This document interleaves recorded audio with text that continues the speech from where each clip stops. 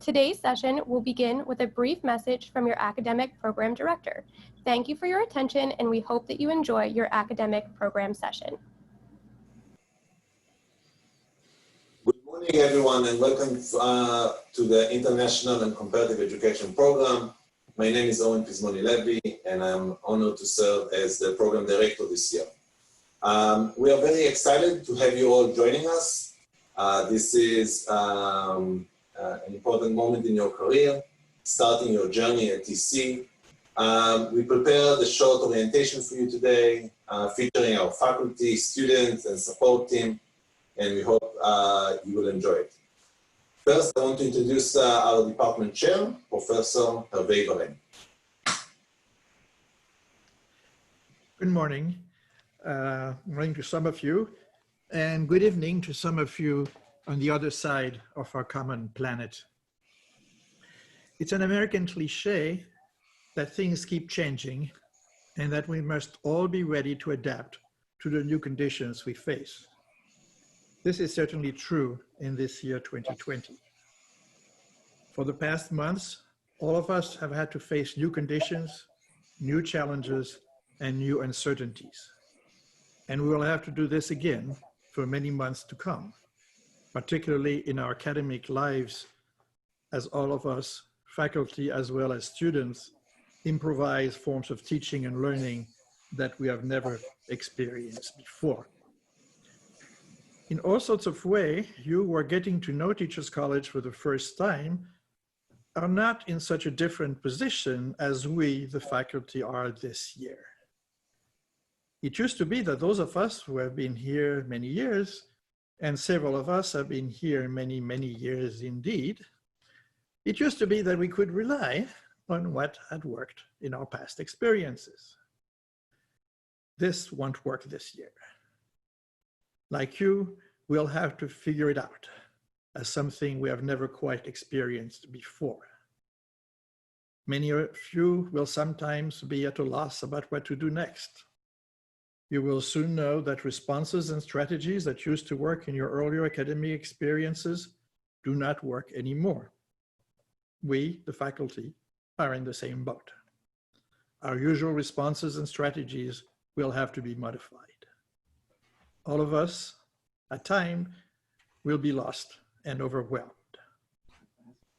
But all of us, I know, will rise to the challenge and make this a memorable year. In the future, we will speak of this year many, many times. We will learn, we will transform ourselves. In a word, we will educate ourselves and each other in exciting ways, even if these are not the ways we imagine in the first weeks of 2020 when we plan our future for this fall. As we say at such times, welcome, good luck, take care.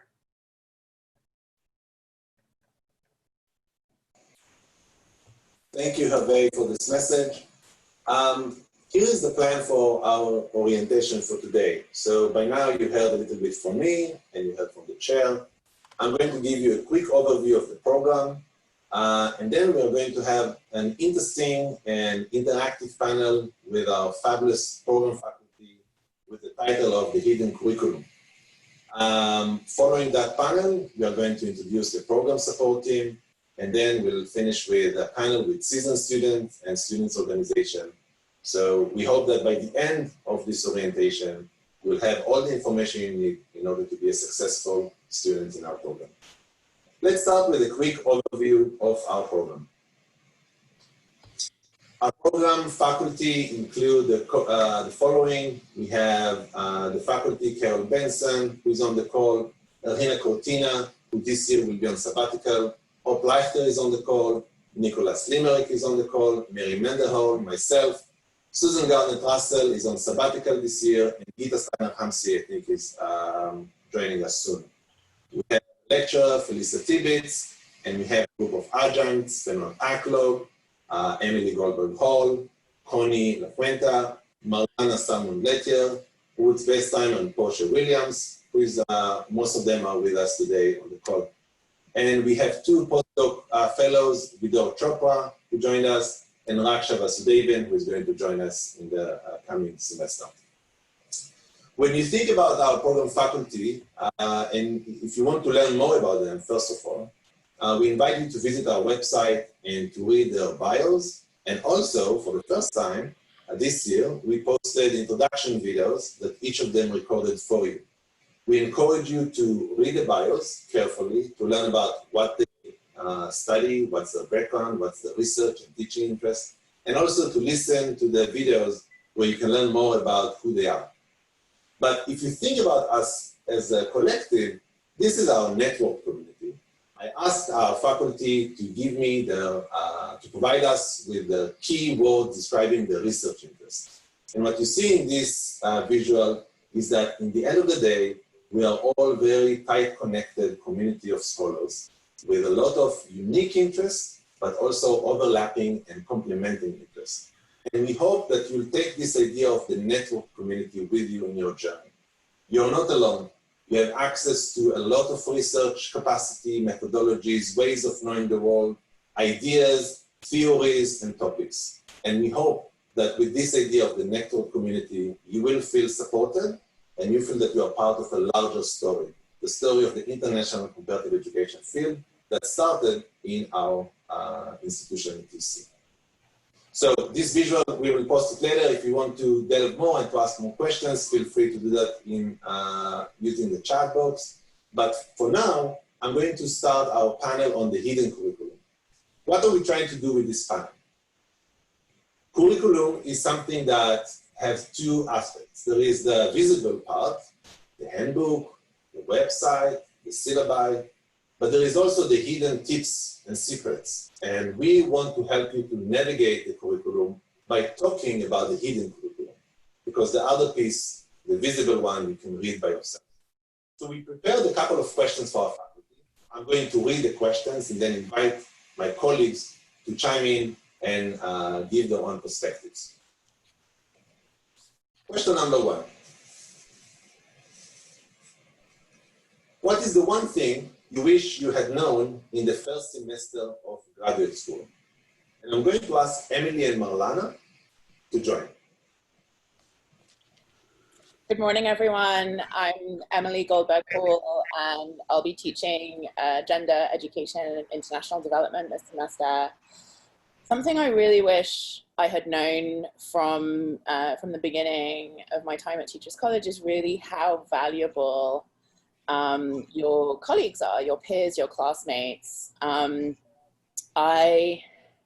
I've always, really cherished just kind of getting to know people and having the incredible conversations that we're so lucky to have, built into the way that we work together. But by my final year, I was leaning so hard on my classmates that we had actually just set up a working group where we would come together.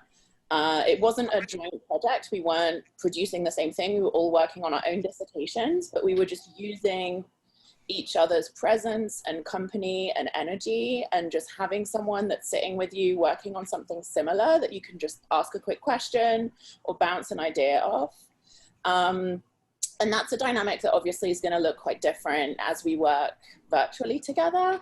But even just having someone, having someone open in a chat box or a video box as you're working on something that's maybe a little bit more challenging, just to keep you accountable and to give you that solidarity of knowing that you're surrounded by other people who are going through the same thing and might also have some great knowledge or experience that's going to be really valuable to you. Great, thank you, Emily. Marlana? Yeah, hi everyone, I'm Marlana. It's nice to meet you. Actually, it's great that Emily and I are on this together because she and still is one of the colleagues and friends that I made during my time at TC as a graduate student. And I finished graduate school, I finished my doctorate in May 2019, so I'm still fresh off the, what do you want to call it? Fresh off the stage, we can say. And so I remember what it's like. And so I'm really happy to share 3 main tips with you. The first one would be get involved. Find out what your professors are doing not just in our program. Please start with our program. There's a lot going on, but we want you to get involved in the projects that we're working on, in the research, and just ask. We don't know what you want, if you want to get involved or not. So really reaching out and being present with us and communicating with us about what you're interested in helps us guide you in how you can get involved in research projects and learning different methods, or in community organizing. The second one is mirroring Emily, which is stay connected.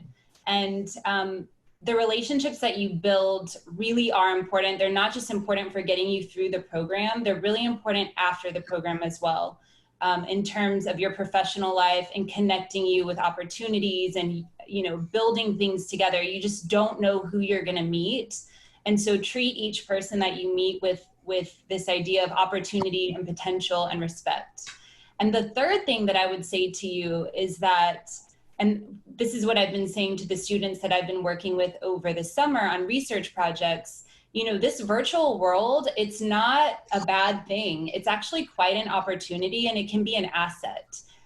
It's a way to connect with people that you wouldn't always get the opportunity to connect with. You know, if you're doing a research project, you can have access to people who you wouldn't normally be able to get interviews with. And so use this to your advantage. Use the virtual world to stay connected, but also use it as a professional advantage as well. And have fun. Great. Thank you both, Emily and Marlana. The next question that can help you all is, what does it mean to be a successful student in the program? And I'm going to ask Mary and Gita to speak to this question. Mary, go ahead. Great. Hello, everyone. And I think some of the points I was going to mention, I heard in Emily and Marlana's points, so I won't repeat them. But the big ones are, you know, exactly get engaged, get connected. But I think the one tip that I would offer, and it's a bit tricky one, is to actually assess honestly kind of where you are, what academic knowledge have you acquired, what professional experiences have you acquired, and where do you want to go, and what might be missing to get from where you are now to the future. And to think about the academic experiences, to think about the professional development opportunities you should try to take advantage of, both through our program and as an extension of our program, to help move you in that direction. And as Emily and Marlana were talking about, connect with us as faculty, connect with your peers. The amount of experience in the program, including among the student body, is immense. Talk to all of us about what we have learned in our own careers, how we've made decisions about projects we've gotten involved in or experiences we've created ourselves, and benefit from those reflections and those tips, and take them with you and think about what that means for your own trajectory and your own career path. And that won't be easy, and you might not exactly know what you want to do. Don't panic. That's why you're in a master's program or a doctoral program. We're here to help you along the way. But to be successful in the program, you have to do the work. You have to engage. You have to be proactive, especially while we're at a distance and, you know, not bumping into each other in the hallways or sitting next to each other at events. So be really thoughtful and figure out how to really seize this opportunity and make it work, because we absolutely are here to help you do that along the way. And you'll be successful in the program, and you'll be successful after the program. Thanks. Okay. Thank you, Mary. I think Gita is not on the call. So I'm going to move to the next question, and if Gita will join us, we can go back to this. But thank you, Mary. Question number 3, could you share tips for navigating the heavy reading load in graduate school? And I'm going to invite Fanot, and I will chime in after. Go ahead, Fanot.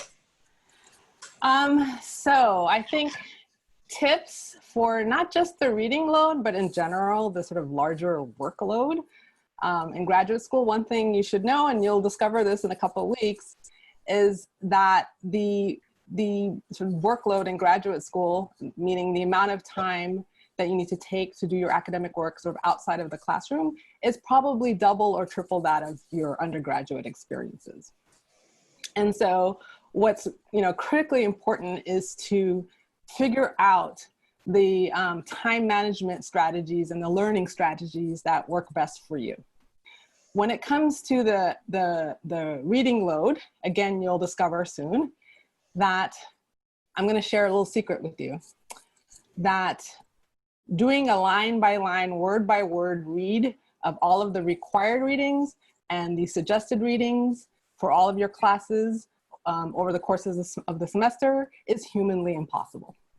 So what does that mean? Does that mean you just give up? No, it means you have to figure out how to do the readings in a way that's very strategic.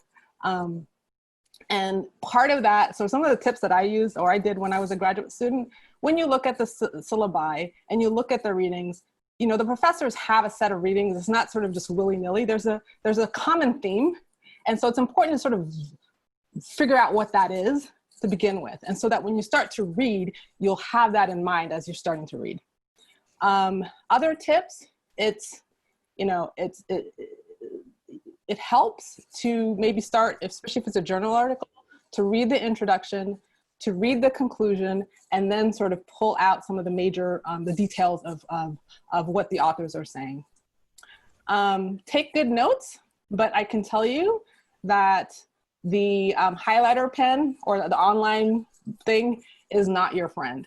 And there's actually empirical evidence from neuroscience and from metacognition that tells you that that is not an effective way to comprehend the material, to recall the material, and then to tap into sort of those higher order thinking skills like to think critically. So it's a very passive act of just highlighting.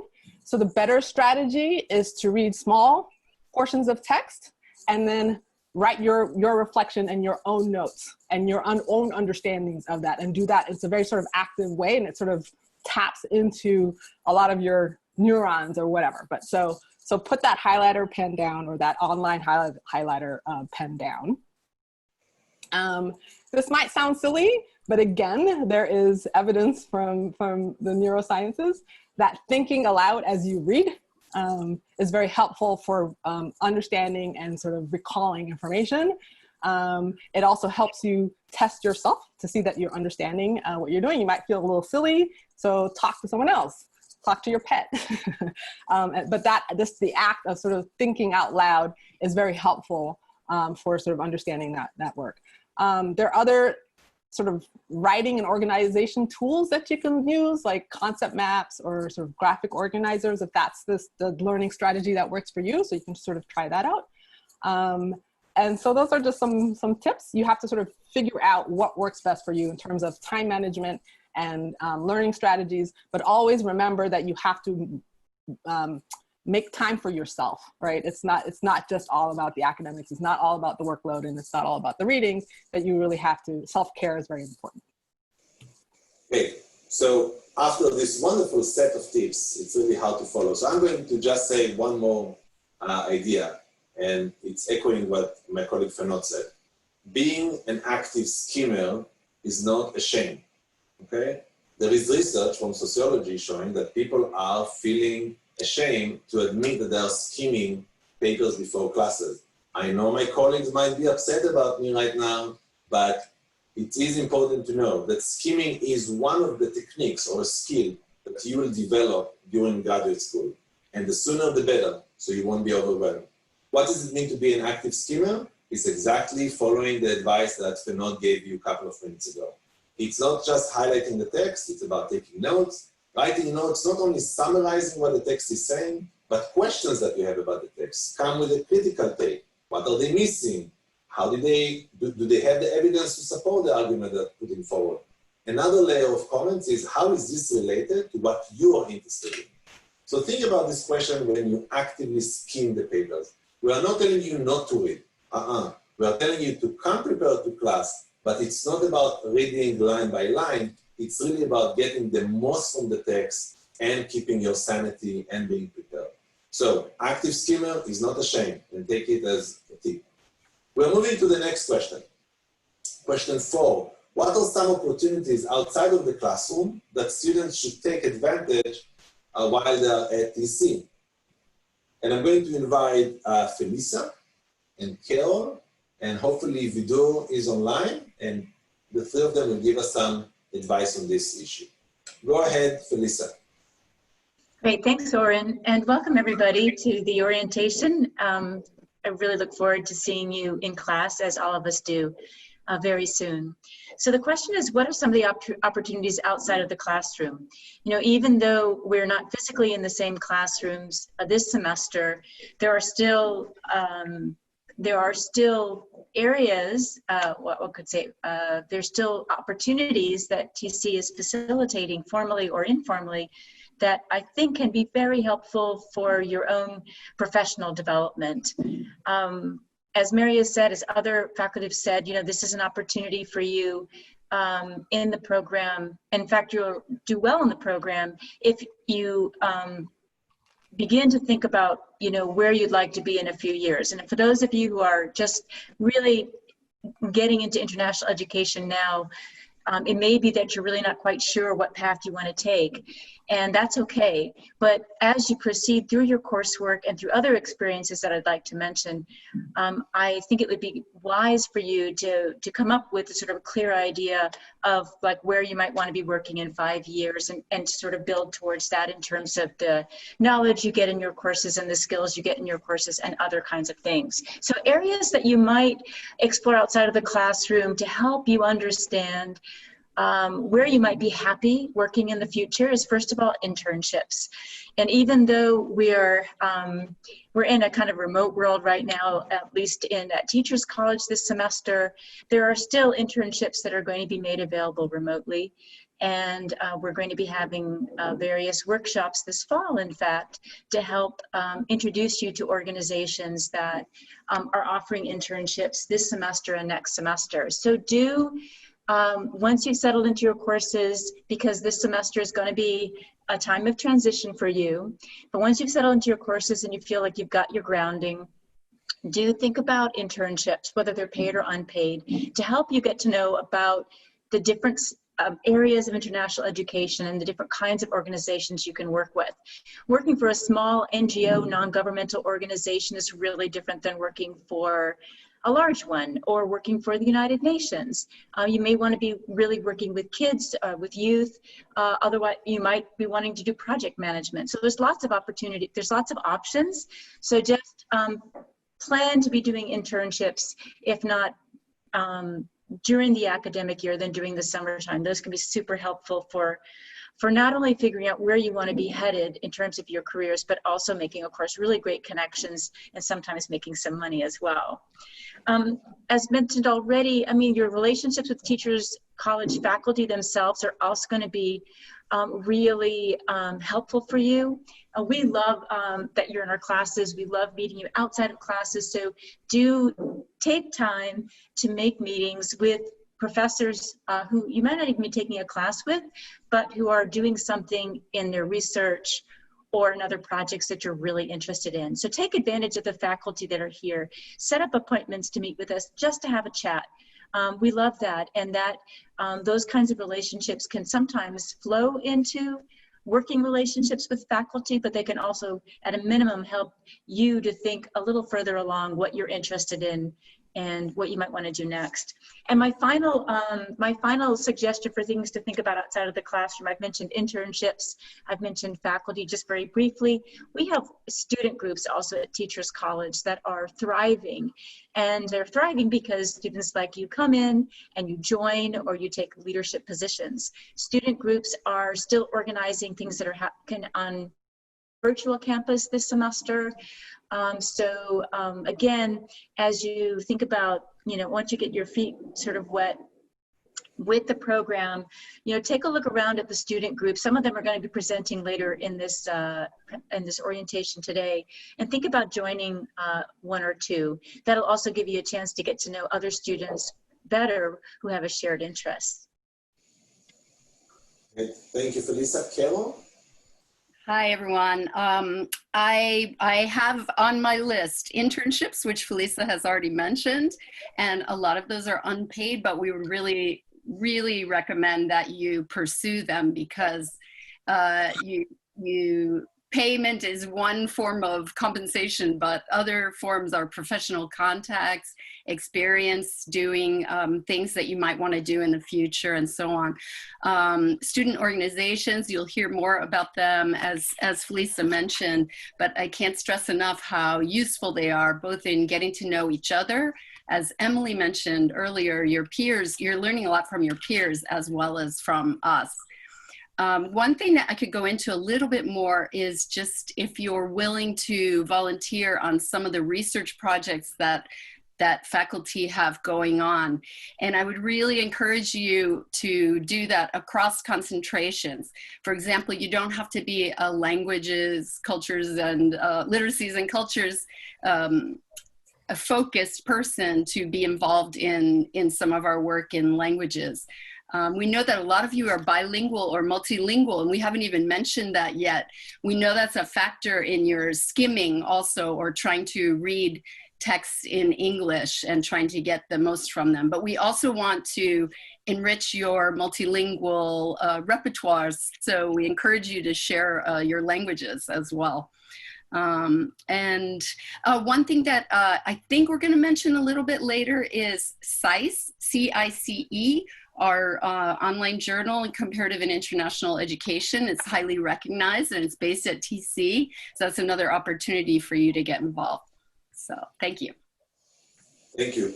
Vidal, would you like to offer some ideas here? Sure.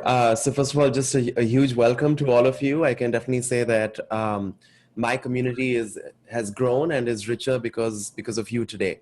So thanks for being here and for coming along in the ride. So just this question about taking advantage at TC, one thing that, sometimes that might happen is we can forget that we're part of a larger Columbia family and embedded within a broader network. And so thinking about what other institutions and areas of interest and sort of centers within Columbia that align with your interests, and so seeking those opportunities out. And of course, that's not going to be, there's going to be some sort of searching that you'll have to do online and looking for what those opportunities are. So it's going to entail some amount of proactivity and initiative from your side. But also think about ways that as a cohort, you might want to organize yourselves. And if so, for example, you created a Google Doc or an Excel sheet of just events in and around Columbia that are of interest at Bernard or even at other institutions that are in New York. And there's a lot of openness right now because we've sort of moved into a virtual environment where a lot of these events are open to the public at large. And so there are opportunities for engagement. And something that I found helpful was that, we had a little group at one point when I was back in grad school, where we would attend different sort of events that align with our common interests, and we basically come back and over lunch or over sort of just a tea have a broader conversation about what did we take away from that, and how has that helped us and shaped us in different ways. So there are lots of ways to structure it, and so feel free to to think about that. I think just one sort of final caveat about that is, don't feel that you have to go to everything. There can sometimes be this fear of missing out, which can add a lot of stress, as well as trying to complete and catch up with coursework. And so make sure that you find your balance of what is it that works for you and what is appropriate, and accordingly decide where you want to draw the line. But I think there's a whole lot of opportunity within TC, at Columbia and in New York City, and so feel free to really make the best of that opportunity. And welcome once again. Yeah, thank you. Thank you so much, Carol, Felisa, and Vidal. That was wonderful. We're moving to the fifth question. How can students develop productive relationships with their advisor and professor? And I'm going to invite my colleagues to speak about this, Connie and Nicholas.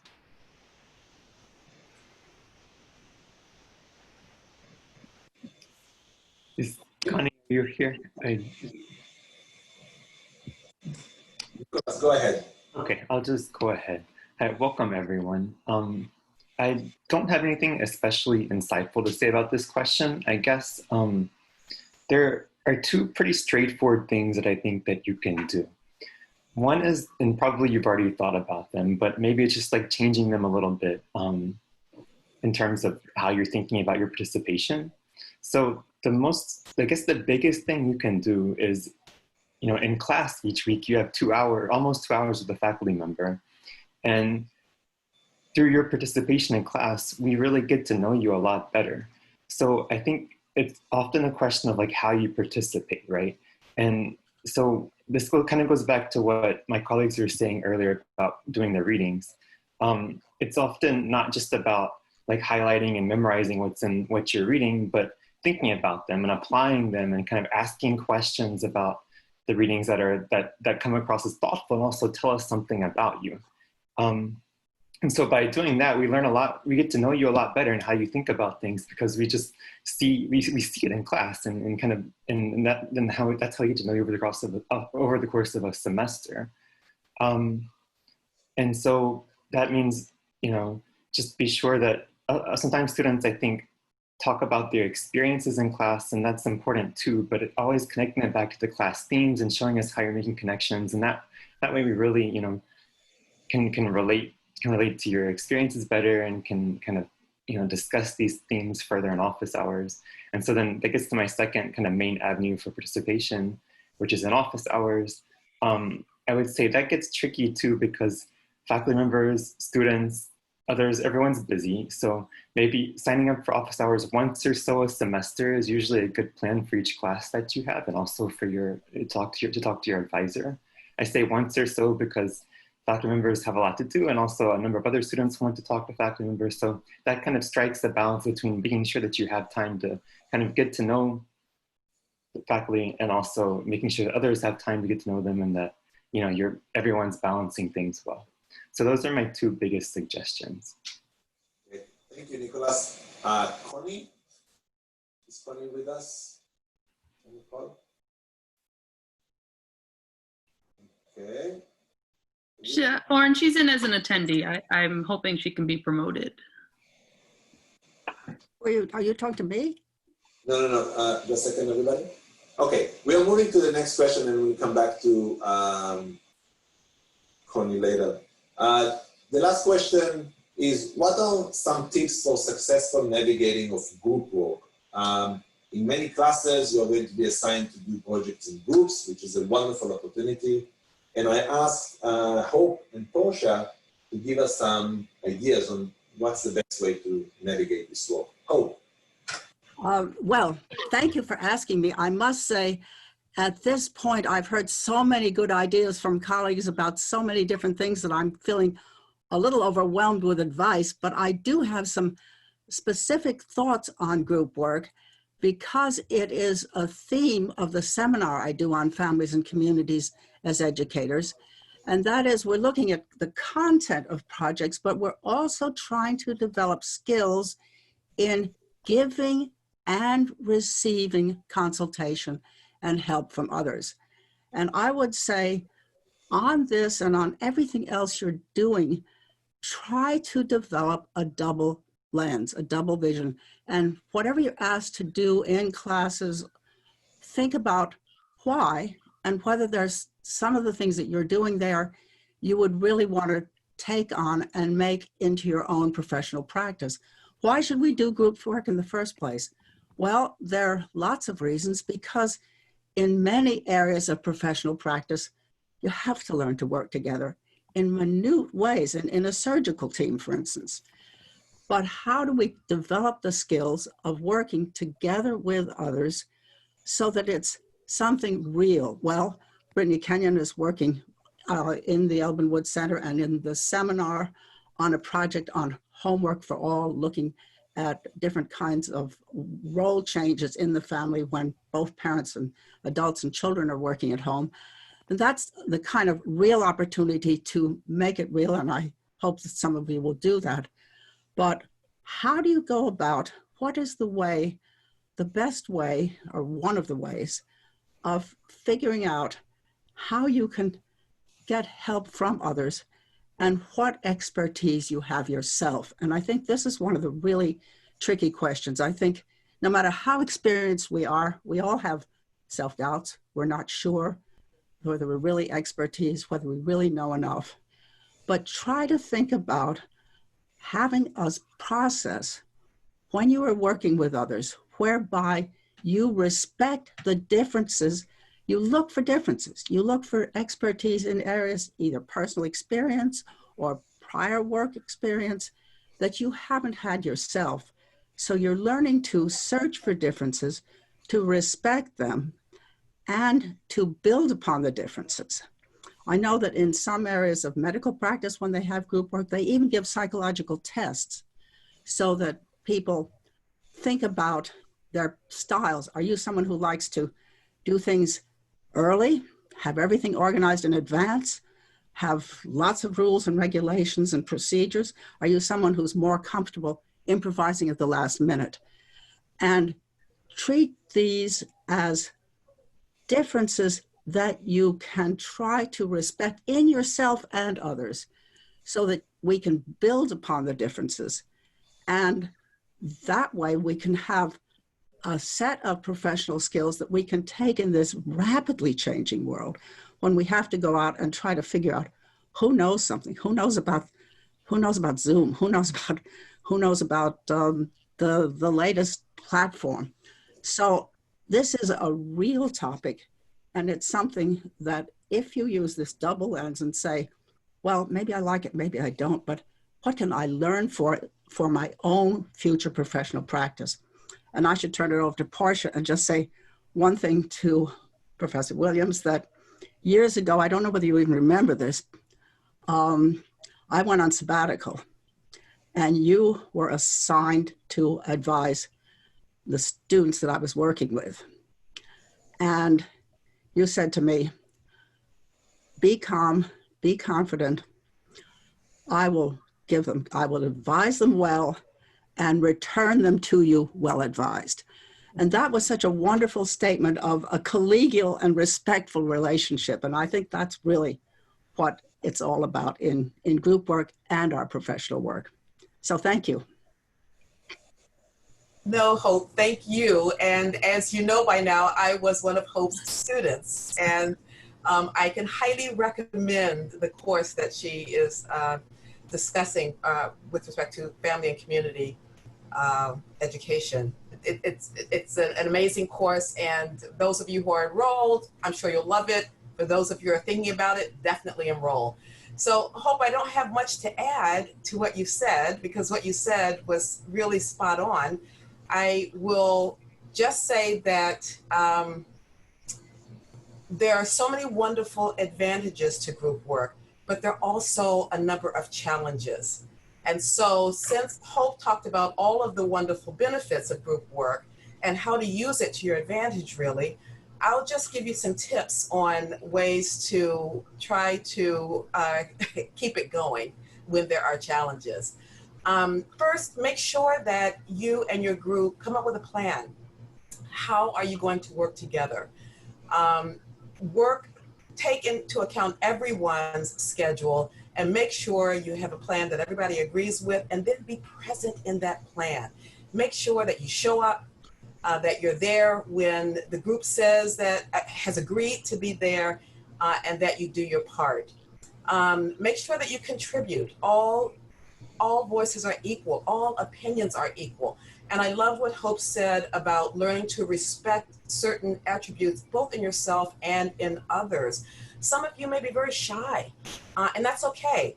And some of you may be more confident in how you contribute, and that's okay too.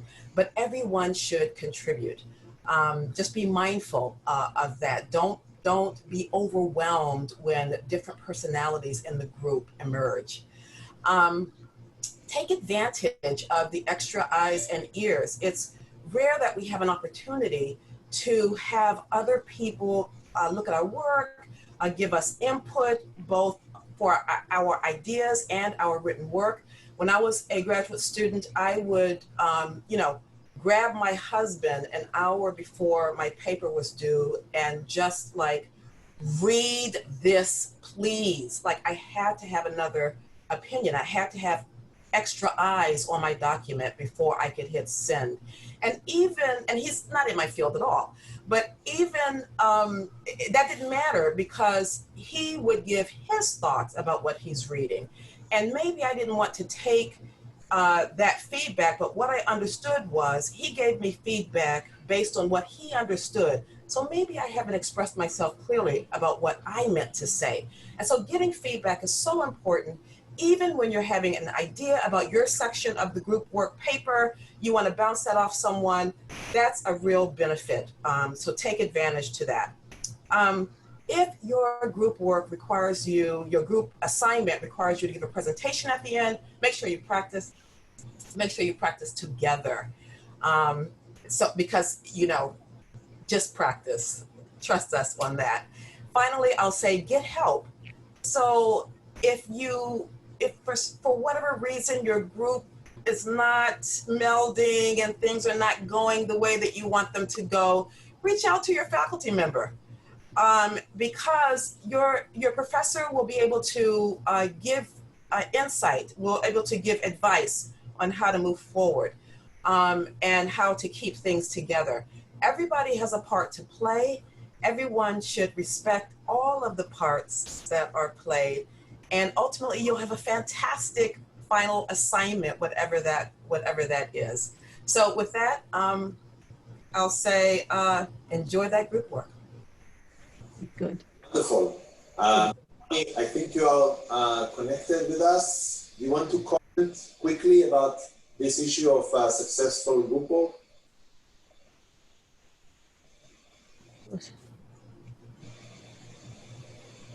Connie?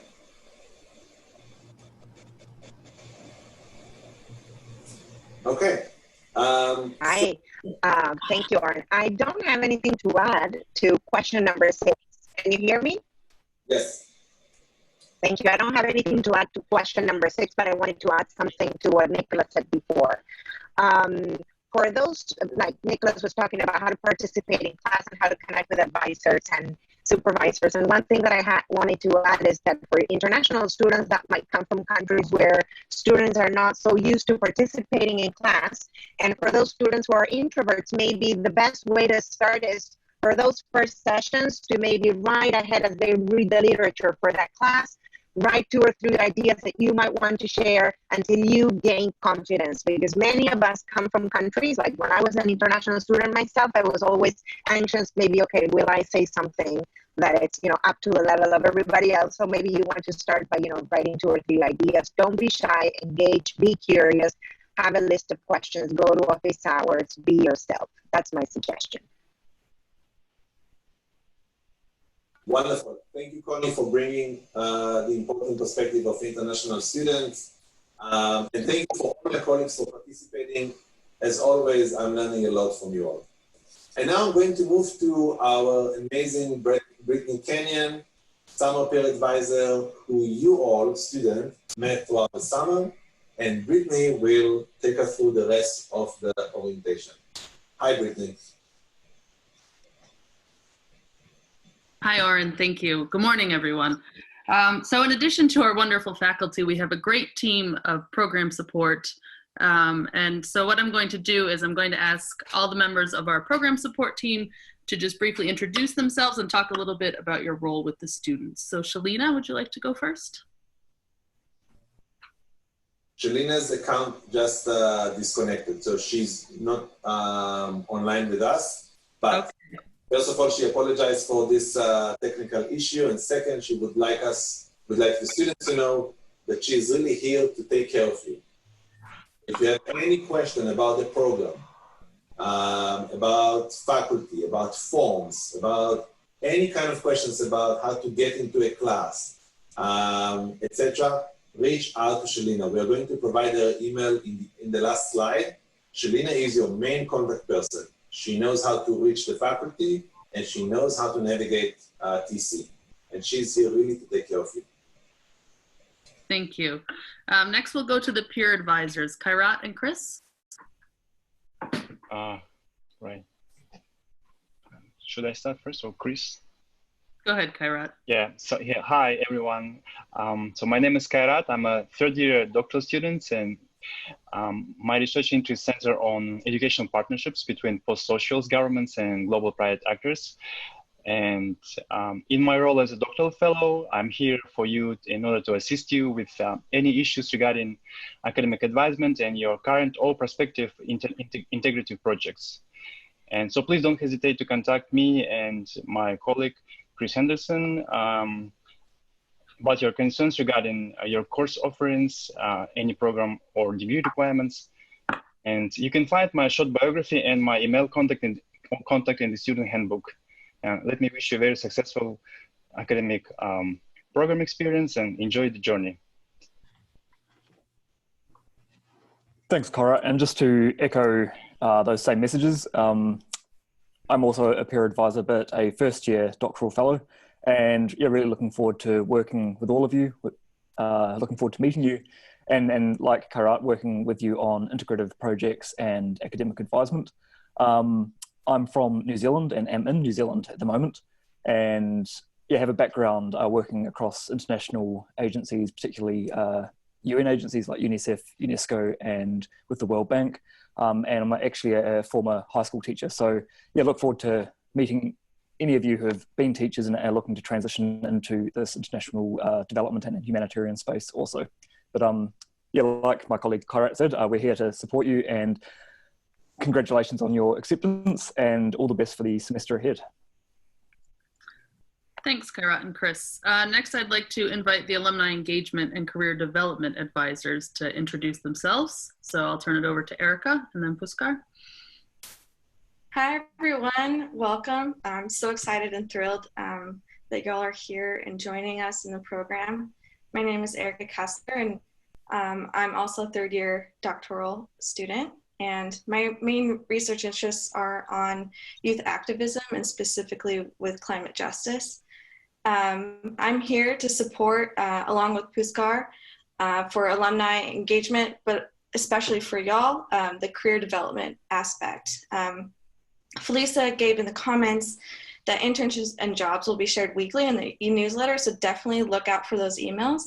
And also we'll be planning and communicate with you about internship and career fairs and possibility of having panelists and workshops or sessions. So definitely look out for that. Nice to meet y'all. Good morning. My name is Puskar Joshi. I'm from Nepal, but I live in Texas, happily. Well, I'm a newly admitted doctoral student and doctoral fellow. So I'll be supporting Dr. Tibbetts and working with Erika. Nice to meet you, Erika. I think we haven't talked yet. So my area of interest is language and literacy. I'll be working on the multilingual education policy practices for Nepal. So yeah, nice to meet you, all of you. And I look forward to working with you. Thank you. Thank you. Paola, would you like to talk about your role as website and social media manager? Sure. Hello, everyone. My name is Paula Mantilla. I am a third-year doctoral student as well. And this year I'll be working as the website and social media manager. So I won't be as engaged with students as some of my other fellows, but definitely feel free to reach out to me if you have any content you'd like to publish. We're always looking for ways to promote student work, so keep that in mind. And for anything else that you're interested in, my research interests are in post-conflict education and collective memory, mostly in Colombia. So I'm more than happy to talk to any of you about that. Welcome to TC. Great. And finally, we have our SCICE journal editor, Marcella. Hi, everyone. I'm really glad to be here welcoming you all to our program. I'm sure you'll have a great time at TC. I'm Marcella Winter. I'm a second-year PhD student and doctoral fellow in the International Comparative Education Program. My concentration is on political science, and my research interests are related to South America, more specifically Brazil, feminist perspectives, decolonial theories, and development.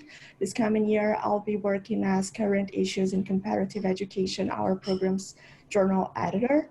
And don't hesitate to reach out if you feel like I can assist you in any way. I'm more than happy to help you in any way I can. Thank you. The doctoral fellows really are a great group of very experienced and helpful people. So please don't hesitate to reach out to any of them if you have any questions or concern related to their area of interests or their role as doctoral fellows. So next, I think I'd like to talk about the program handbook, the student handbook, and a little bit of what's in there. Oren, can we move to the next slide? Thank you. So the student handbook this year, like most of our lives, has moved online.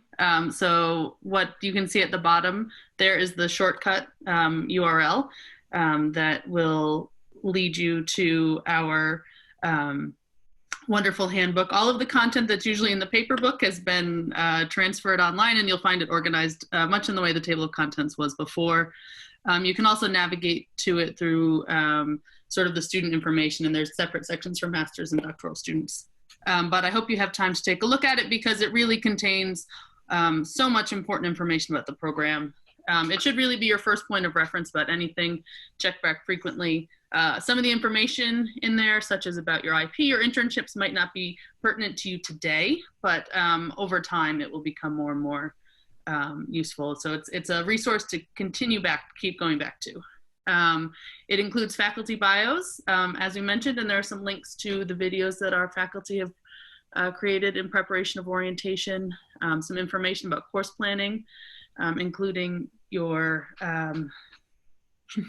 including the course planning worksheets. It also includes some information about student life, international travel, professional development, financial aid, IPs and internships. I really can't state enough. I mean, I still go back to it daily and I've been working with it for years. So please take advantage of that resource that you have. As I mentioned, the course planning worksheets are in there. Please make sure you're working from the most current course planning worksheets. There have been some updates for students starting in 2020. That's you. So please make sure you use these worksheets. Use them as a guide to help you make some decisions about what courses you want to take, and use them when talking with your peer advisors and your faculty advisor. A lot of incoming students have questions about concentration.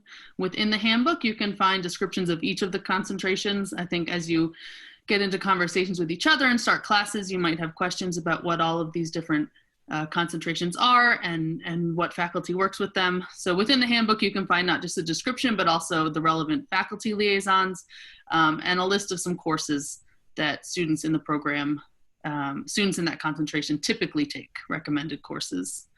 Incoming students often ask about changing concentrations because it's so exciting. There's so many interesting options. We ask that you wait until the end of the first semester, and this is done in connection with your faculty advisor. And if you have any questions about specific requirements for your concentration, don't hesitate to reach out to your academic advisor. As some of the professors and doctoral students have mentioned, we have a lot of program resources that are available to you. Every Monday, Shalina sends out notes from Grace Stodge Hall, and that includes a lot of information about upcoming events, information within the program. It also has contact information for all the professors and doctoral fellows in the program, how to reach them, when their office hours are, how to make an appointment with them. There's a weekly internship and career update that goes out as well. As Erica and Felisa mentioned, Marcella described SICE to us, the SICE Journal. Of course, our website, keep going back to it. It's constantly updated and full of useful information. And don't forget to follow us on social media. You can pull out your phones right now and follow us on Twitter, Facebook. There's a lot of useful information that goes out there, and sometimes it's almost a faster way to see things that come out. And it's a good way to connect to others in the network. And of course, you have your TC email, which you should hopefully be checking regularly. And then the MyTC portal, which has a lot of valuable information for students, information about registration and financial aid and making payments. It also can help you link to Canvas to find some of your sites. So that's most of the important program resources. So next, I just want to talk a little bit about student etiquette. This is the beginning of your professional journey as graduate students. So it's important to keep that in mind in your communications with professors. Maintain a professional tone when you are speaking and writing with your advisor, with professors, in emails, unless a professor has indicated otherwise. Typically use their last name when you're addressing them. If you come the end of your program when you're ready to ask for a letter of recommendation or a reference for something, be sure to ask for that in a timely manner, and give the professors all of the information they need and plenty of time to complete that reference for you. Come prepared to your advising sessions, and don't forget to maintain professionalism. And this last bullet, academic integrity, I just want to say, there's a lot of resources at Teachers College that can help you to maintain high academic standards. So please take a look and consider that. And then finally, what I will talk about is the Comparative and International Education Society. It's our main professional conference.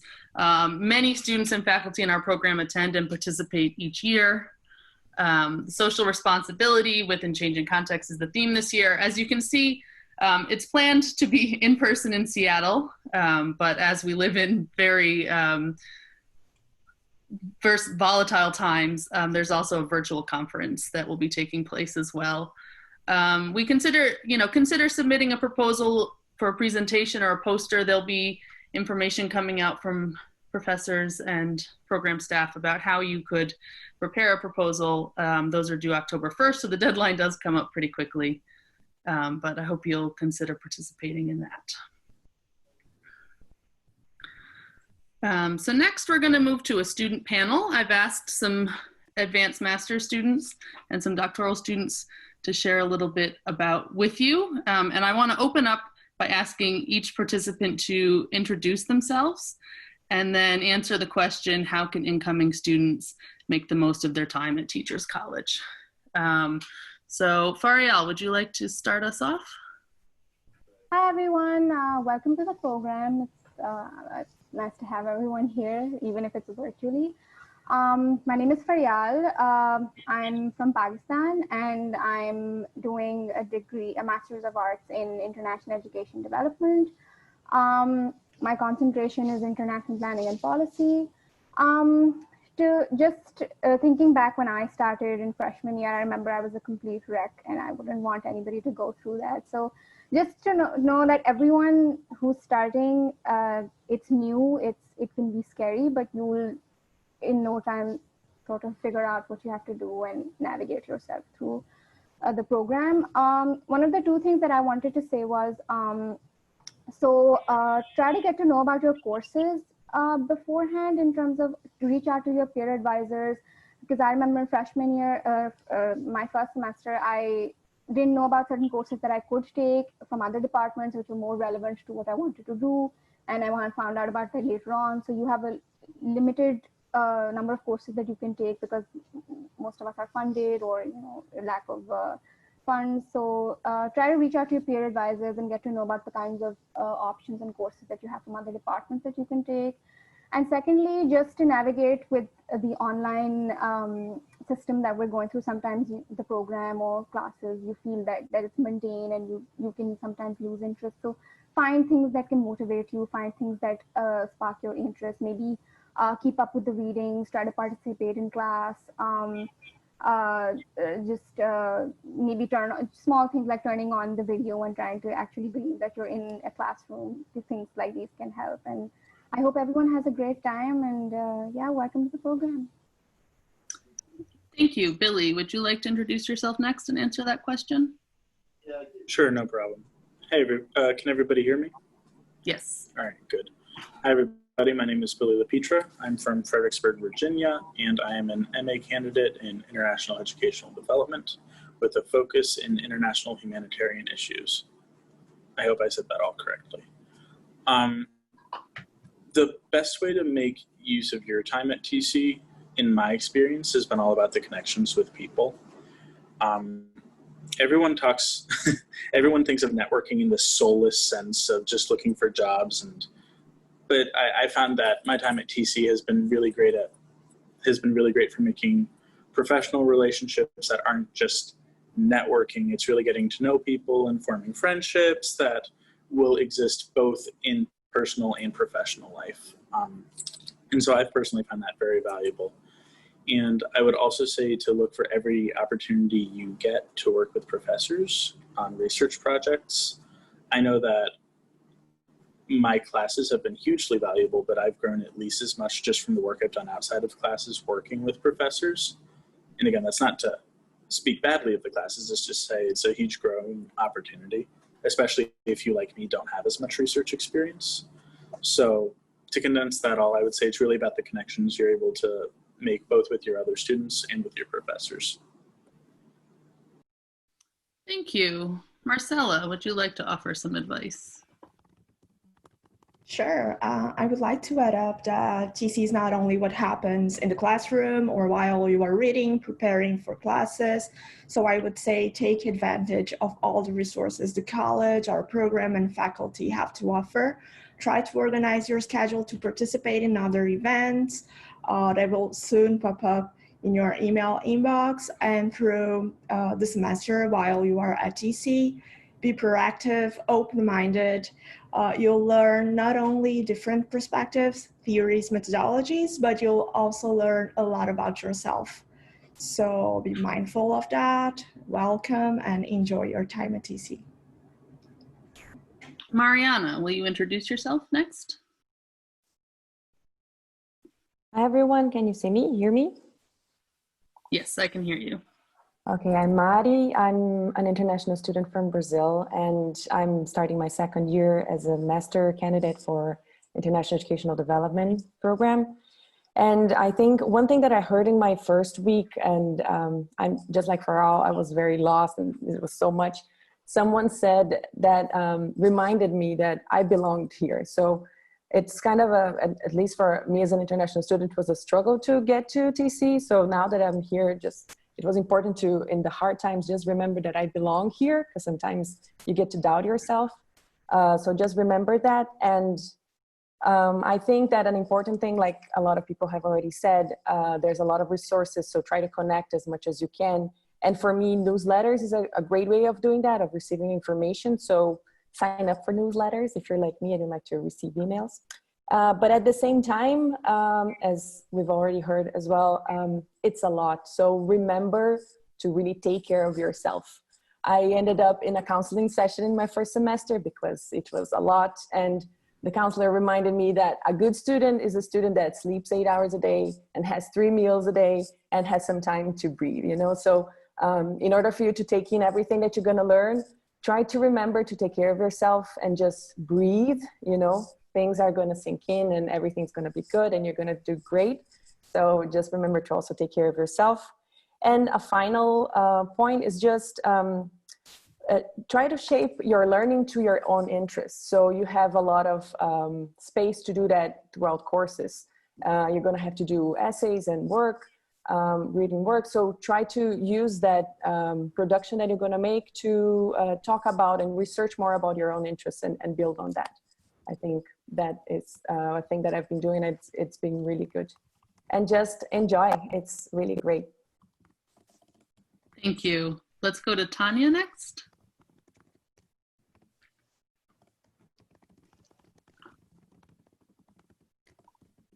Hi everyone. I'm sorry, my computer's a little wonky.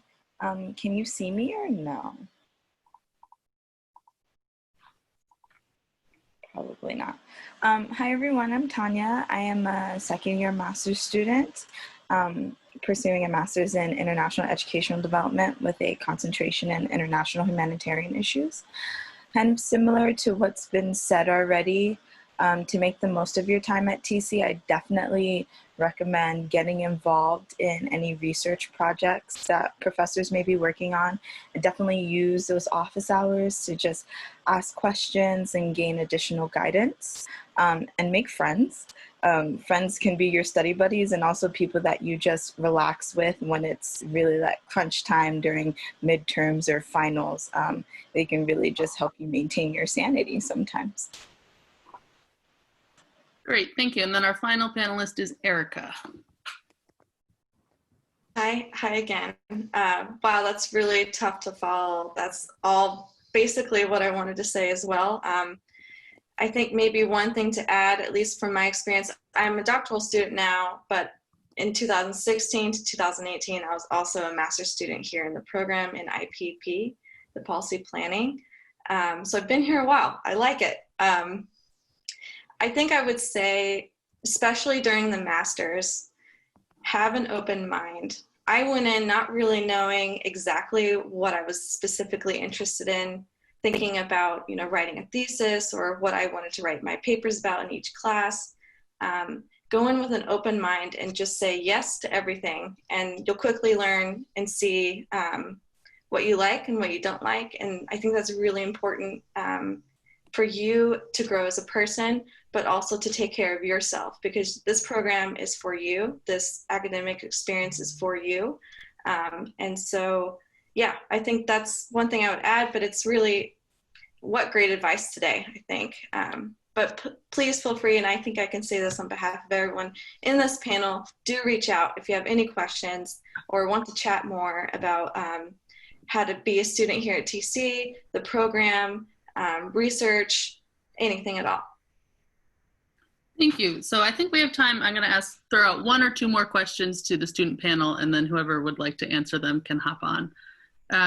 So I know something that's at the front of most of our incoming students' mind right now is course selection in the registration process. So I wondered if any of you could offer a little bit of guidance on either course selection for the first semester, or now that you've done this for a few semesters, sort of the long game of course selection and course planning. Whoever would like to hop on, go ahead and unmute yourself.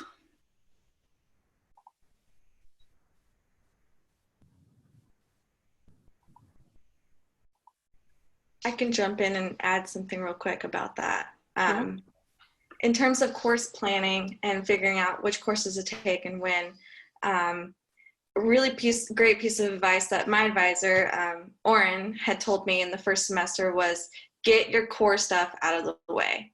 So if you're interested in learning more about research methods, definitely take those. And especially if you're planning on doing that in the future, I can recommend the quant class with Oren is really wonderful and set me off to what I really wanted to do and what I'm really interested in. So definitely take any kind of core class immediately, and that will really help with you deciding in the future what classes you want to add to that.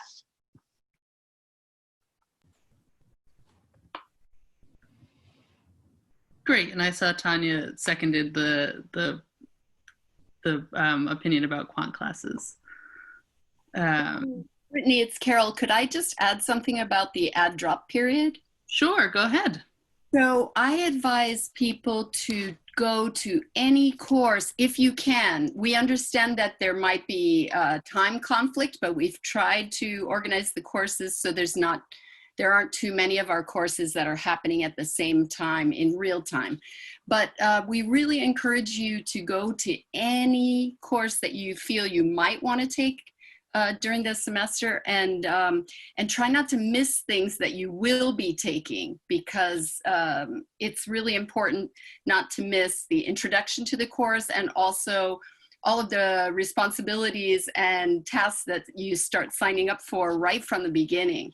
So I find it really difficult if a student has missed the first 2 weeks of class, even though you have the right to do that in the add drop period, but it makes it much harder for you and for me to catch you up with the course. So I just encourage you, go to the classes that you might want to be taking that semester. Thanks, Brittany. Thank you.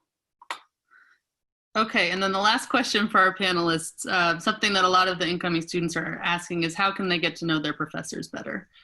I think all of you have develop some personal relationships with professors. So if someone could share about that. Marcella, do you want to talk about your work with Professor Cortina? Yes, sure. I think the best way of getting involved is spreading the word that you want to get involved. So try to work closely to your advisor. So my advisor is Professor Cortina, and we have been working on different projects related to Latin America, but talk to other faculty as well. Just let them know that you are interested, that you want to work with them. And as other students have said before, be open-minded. So you'll learn a lot of different things here, some things that you didn't even know that you were interested in. So try to be open and learn everything you can. Thank you. I could also speak to that just a little bit. Great. It also goes back to the first question of the course load. My big approach to this has been going at my own pace, taking my time. And that really applies to making relationships with professors, because if you really want to rush through the program, you're not going to really be able to experience that. And of course, everyone has different requirements and life situations that sort of dictates how fast they go through the program. But I just, if I'm remembering correctly, the program doesn't really tell you how much time you have to spend. So I'm only doing 1 or 2 classes a semester because that's my situation, and I've found that that works for me. So the long story short is take your time at both and let your life dictate it, because it's both going to help your course load, it's going to help you make those relationships, and that's going to give you the most positive experience. Thank you. Okay, and the final sort of segment we have for you is there are some great student organizations that students can be a part of in our program. We have 4 student organizations coming today, or if we can go to the next slide. These are just 4 organizations that students in our program are often a part of. One is totally brand new this year, new to me anyway. But you can find more information at the student what is it called? I'm sorry, I wrote it on the slide. Office of Student Affairs website. Yeah, Brittany, just a second. I see a lot of questions coming in the chat box, and it's wonderful. I just encourage students and panelists, if you can all send the questions to all panelists and all participants, so everybody can see and benefit from this conversation. Otherwise, it's quite limited. I'm sorry. Go ahead, Brittany. Sure. So we're going to hear from these 4 student organizations, and you can find out more information about them or other organizations on the Office of Student Affairs website. But I think first we'll hear from SIE, the Society for International Education. Everyone, my name is Taylor Moyer, and I am a second-year master's student in international educational development. I'm concentrating in language, literacies, and cultures, and I'm a part of the Society for International Education, which promotes academic, professional, and social networks for students and alumni who are interested in international and comparative educational development. So up here on the slide, you'll see a couple of examples of our events that we had last year. We had a Teachers Around the World panel where we heard from different teachers that teach in different areas of the world. And we had an International Mother Language Day, which is our biggest event, held in February. It was actually the 5th annual, and this is in celebration of the UN's recognition of International Mother Language Day, and it's a celebration of linguistic heritage through song and dance and sharing of languages. So that's actually recorded. If anyone's interested, I'd be happy to share the recording from last year. We had a welcome back, social, an IP writing session, and a study hour. If you're interested in participating, I'm going to send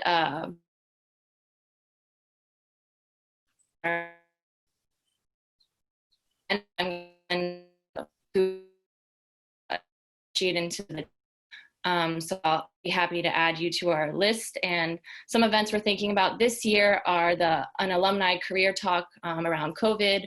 a welcome back social event. So even though we're virtual, we'd still like to get to know everyone, and you know, so we hope to have some sort of social event. We're looking at a Teachers Around the World, but a COVID edition. So to hear about how teachers are experiencing COVID in different parts of the world.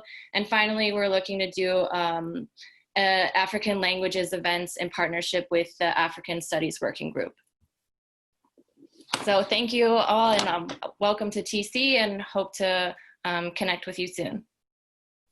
Thank you. The next student organization we're going to hear from is the Center for African Education.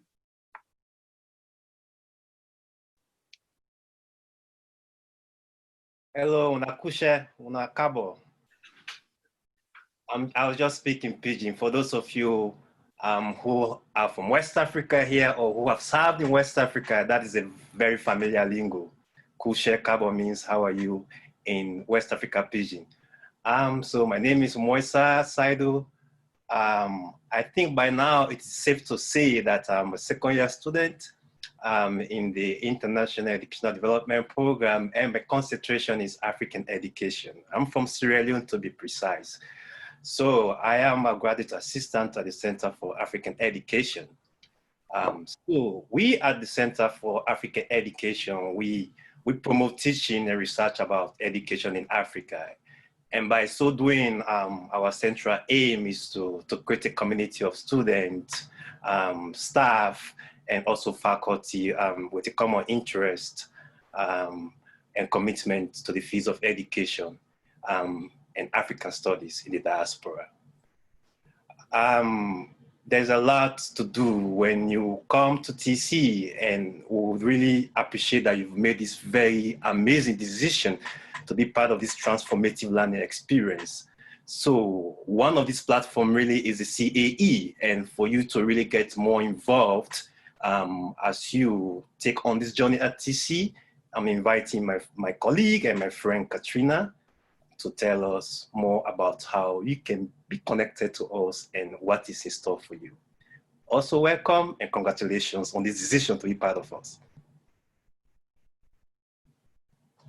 Hi everyone, my name is Katrina, and I'm a first-year doctoral student at TC and a graduate assistant at the Center for African Education. If we could go to the next few slides, we have a list of events that we're planning to have this year. One of those first events is going to be a virtual coffee hour and a mug contest. And it will be an opportunity for people to connect and connect over shared interests related to education and research in Africa and the African diaspora. And we will have further events during the year. Our annual student research presentations is an opportunity for master's students and doctoral students to present on their research that they've done over the summer or that they're planning to do, and get feedback from other students and faculty on their research. We also have a human rights advocates panel that we usually host in November, and we're planning to do a technology and learning spaces event that specifically focuses on the challenges of education technology in the African context during COVID-19. So we really look forward to seeing you hopefully at the September 13th event, and please look out for email notifications about that, and do connect with us on Instagram, on Facebook. If you could go to the next slide, we have our email address, which is cae@tc.columbia.edu. If you'd like to get involved, please let us know. And I look forward to getting to know you, and welcome to TC.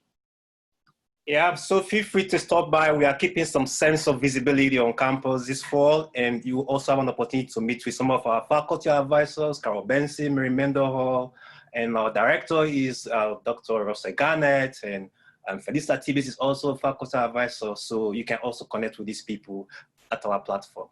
Thank you. Thank you. Next up, we have the Sustainability Task Force. Hi, everyone. My name is Julia. I'm a second-year student in an elementary education program at TC, and I am just representing the group today because we just started this summer, and so if you go to the next slide, please. So we're focused on sustainability efforts at TC, and we're the student arm of these efforts, and we'll be working in partnership with the new TC Center for Sustainable Futures with Professor Oren is the director of the center. It just opened in the spring, but we started this organization to kind of fill this gap we were feeling at TC, excuse me, to focus on sustainability, especially among students. And so we're hoping to work with the campus and professors, and as well as with students and the broader community at TC. And so because we're a new organization, we're really excited to welcome new members and really looking to learn from everyone who wants to join. And so if you're interested, the next slide has the emails of the three of us who have just started it, and you can email any of us or all of us. And yeah, we're really excited if you want to join and yeah, to help build this organization. Okay, thanks. And our final student organization represented today is the African Studies Working Group. Hi everyone, my name is Obi Ane. I am from Southwest Connecticut, and I'm a second year MA student in the International Education Development Program, specializing in languages, literacies, and cultures. So the African Studies Working Group is a group where we collectively explore issues related to education, culture, and humanitarian concerns across the African continent and African diaspora through research, advocacy, and also through informal conversations.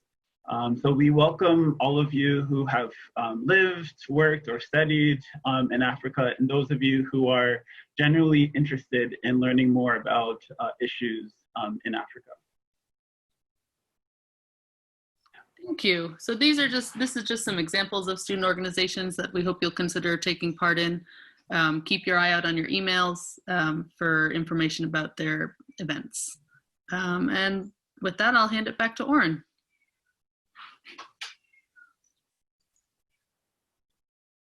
Okay, thank you, Brittany, and thank you to the whole students and student organization for presenting today. I can't say more about how important it is to be part of these organizations.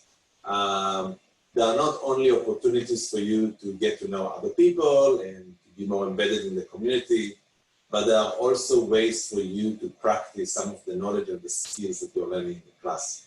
So again, I can't recommend more joining one or two organizations and thinking about what you can give back to the community through these organizations. I know we have a couple of minutes for questions and answers. I will ask Brittany from the Graduate Student Life Organization if you can tell us, if you can read a couple of these questions, because I cannot see them on my screen, on the Q&A box. Brittany? So one question that we have is if classes will potentially be in person in spring, or if you know if it may be remaining on a virtual sense, or a combination of the two. Thank you. So I wish I had more information at this point. We are all waiting to see what will be the situation of the pandemic in New York State and New York City, in the US and the world more generally. But at this point, we are planning on in-person semester in the spring. I suggest that we wait a couple of more weeks until the TC leadership will make final decision about what will be the safest way to have everybody learn and work in the spring.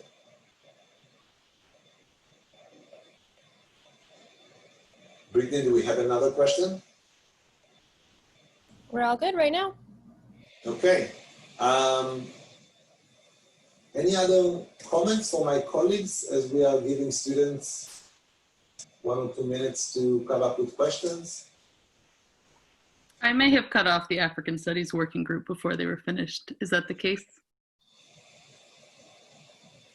Yeah, we just wanted to Sorry. Oh, hi, my name's Akoso, but no, it's okay. We just wanted to just share quickly that we have events coming up. We have a buddy read of the novel She Would Be King by Y.A. Moore, who was an alum of our program or in our department. And we have a welcome back happy hour on September 17th from 4 to 5. So please be on the lookout for more information. And we will be at the student organization event coming up, hosted by TC. And this below is our email and our Instagram. So please, please, please feel free to email us.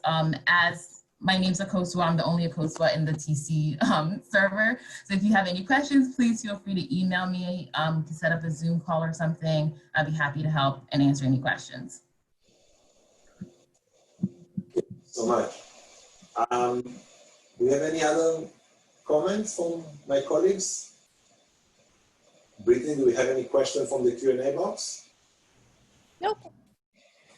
Okay, I think we did it. This was a very successful orientation. I want to thank everybody, and I want to name a couple of people. First of all, I want to thank Mary Mendenhall, who was the program director when you all applied. So she took care of your application process, the review, making sure that everybody is set. So thank you, Mary, for all your work. And I want to thank Brittany Kenyon for leading the summer efforts. Thanks to Brittany and Shelina, everybody is already advised and set with courses. We are really off in a good start. I want to thank my colleagues who joined us today for this wonderful orientation. I learned a lot. I took a couple of comments and tips for myself. I wish someone would give me this opportunity when I started my graduate studies 15 years ago. And I want to thank the students, doctoral students and master students who joined us today. That was awesome. If you have any question about our program or issues that we covered today, please contact Shelina, our program assistant. Here is her email. You can also try the program general email that is in front of you. We're really here to help you. I will say that in every year, but I will emphasize it, especially this year. This is, as many of my colleagues and students said, it's not a regular year. We are doing it online. We have other stressors around us. And we want to make sure that not only you feel that you are being taken care of, but you are really taken care of. So please contact us with any question you have. We're here to help. I'm going to keep this slide for a couple of more minutes if people want to take notes. Otherwise, I'm looking forward to seeing students in my comparative ed class and other classes. Thank you very much for joining us and have a very successful year. Thank you, everybody.